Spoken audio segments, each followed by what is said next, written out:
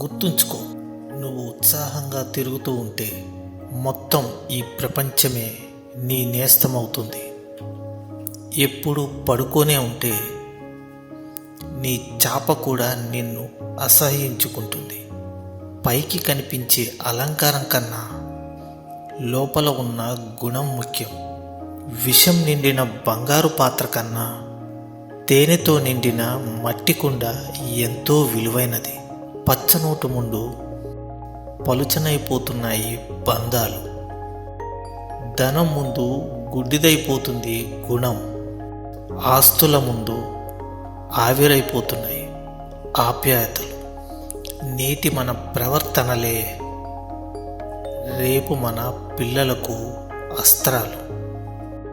దెబ్బలు తిన్న రాయే విగ్రహంగా మారుతుంది, కానీ దెబ్బలు కొట్టిన సుత్తి మాత్రం ఎప్పటికీ సుత్తిగానే ఉండిపోతుంది.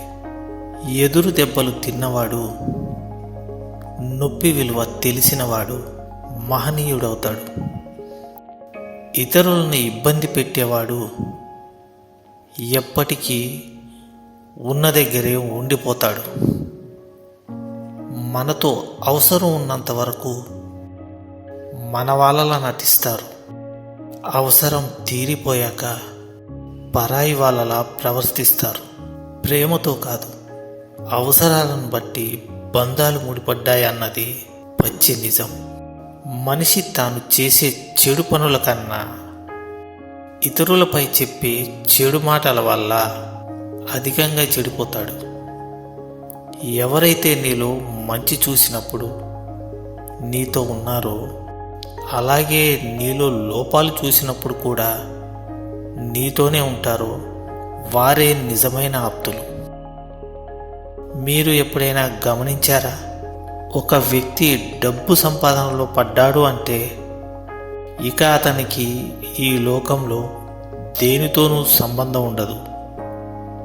బంధాలు, అనుబంధాలు, మానవత్వం ఇవేవీ పట్టించుకోడు. చివరికి తన ఆరోగ్యాన్ని కూడా. సింహాన్ని ఎవరు ఆహ్వానించి అడవికి రాజుని చెయ్యరు. దాని యొక్క శక్తి సామర్థ్యాలే దానికి ఆ ఘనతను తెచ్చిపెడతాయి. మనిషికైనా అంతే. సముద్రంలో అలలు, మధ్యతరగతి వాడి కలలు రెండూ ఒకటే.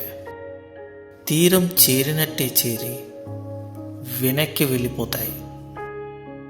జీవితంలో తెగింపు ఉంటేనే కొన్ని సమస్యలకు ముగింపు పలకగలం.